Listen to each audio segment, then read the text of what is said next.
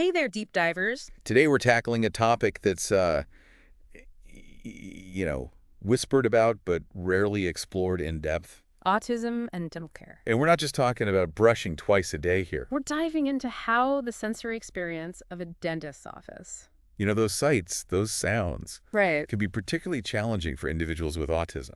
And what strategies can actually make a difference? So whether you're a parent, a caregiver, or maybe you're navigating this yourself, get ready to walk away with some seriously useful insights today.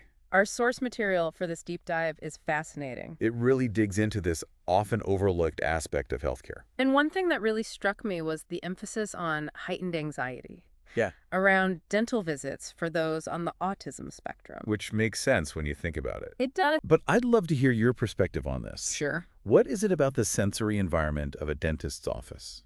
That can be so overwhelming for some people. Well, it's all about sensory processing, Yeah. right? So imagine those bright fluorescent lights, the high-pitched whirring of that drill, Oh, yeah. the smells, the distinct smells of the latex gloves and the disinfectant. Oh, yeah. All those common sensory experiences can be amplified for individuals with autism, Totally. leading to sensory overload. Yeah, you're right. I get a little tense just thinking about those sounds. Uh-huh. And I can handle a microfiber cloth, which some people I know. Just can't even deal with. Right. Our source mentions a pretty startling statistic. Autistic children are statistically more likely to have untreated dental issues. Right. And I have to imagine that this sensory overload plays a significant role. Absolutely. When you're dealing with that level of sensory input, it can be really hard to communicate effectively. Right. A child might have trouble expressing, pain or discomfort, or even just understanding what the dentist is even asking. Yeah.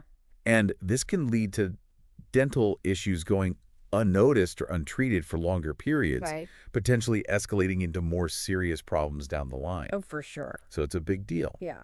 And it's not just cavities, right? Like our source was highlighting some other dental concerns that are more common with autistic individuals. Right. Things like bruxism and soft tissue trauma. Yeah. I'll be honest, before doing this deep dive, I wasn't entirely familiar with those terms. Yeah, let's break those down. Okay. Because they translate to real discomfort. Okay. Bruxism, for example. It's more than just, occasionally grinding your teeth. Yeah. Imagine clenching your jaw so tightly that you're actually causing your teeth to wear down over time. Oh, wow. That does not sound good. Yeah. What's the connection there specifically to autism with bruxism? So research suggests that for some individuals on the spectrum, bruxism might actually be a way of self-regulating sensory input. Interesting. So that repetitive motion and that pressure can actually have a calming effect on the nervous system. So it's not even necessarily a conscious choice, Right. but it's like the brain trying to find balance Exactly. in this world that feels very overwhelming to the senses. Yeah, and then you've got soft tissue trauma, Right. which can be a bit trickier to pinpoint Okay. because it's not always obvious, just by looking in the mouth. But it can range from like chronic cheek biting to even more serious injuries from chewing on non-food items. Which I imagine for someone with heightened sensory-seeking behaviors, that might mean chewing on things like pencils or clothing, Exactly. which is obviously not good for your dental health. Not at all. And because, again, communication can be a challenge, it might take longer for these issues to even be identified and addressed. Right, so it feels like everything we're talking about comes back to this importance of understanding those underlying sensory differences. It really does. It's the key to providing effective support and creating just a more positive experience for everyone involved. Which leads us perfectly into the next section of our deep dive here. Okay. Strategies for successful dental visits. And thankfully, our source is packed with practical tips. This is where things get empowering, right? Because instead of just feeling daunted by the challenges, Right. we can arm ourselves with knowledge and strategies. Absolutely. Our source breaks down some really fantastic tips, I think. For making those dental visits more successful. Yeah. And I was really interested in this idea of finding a dentist. Who is experienced with autism. Right. Because it feels like such a crucial first step. It really is. And while it might take a little extra legwork, to find the right fit, it is so worth it. Right. Because it's not about, just tolerance or anything. It's about a dentist who truly gets it, Right. who understands those sensory processing differences Yeah. and can adjust their approach accordingly. So much of it just comes down to feeling seen and understood, right? Big time. But how do you even go about it? Like, how do you find an autism-friendly dentist? Referrals are gold. Okay. Tap into your networks, ask other parents, Yeah. reach out, online support groups specific to autism. Right. People share their experiences, good and bad. And those personal recommendations can be so valuable. Totally. Advocacy organizations are another great resource. Okay. They often have lists of autism-friendly providers in different fields, Yeah. including dentistry. Perfect. So you've found your dentist check. Next tip that our source highlights. Is pre-visit familiarization? Oh, yeah. Have you found that to be helpful? It's incredibly effective. Okay. The unknown is often a lot scarier than the actual experience, right? Right. So just bringing your child to maybe even your own routine checkup, Okay. letting them observe, the Right. sights, the sounds of the dental office beforehand. Can make a world of difference in reducing that anxiety. I love that our source even suggests bringing siblings along. To kind of turn it into more of a casual, Right. observational experience. There's- Take there's- the pressure off a little bit. Now let's talk about sensory accommodations. During the actual visit, Yeah. this is where I feel like things get really personalized, right? Absolutely.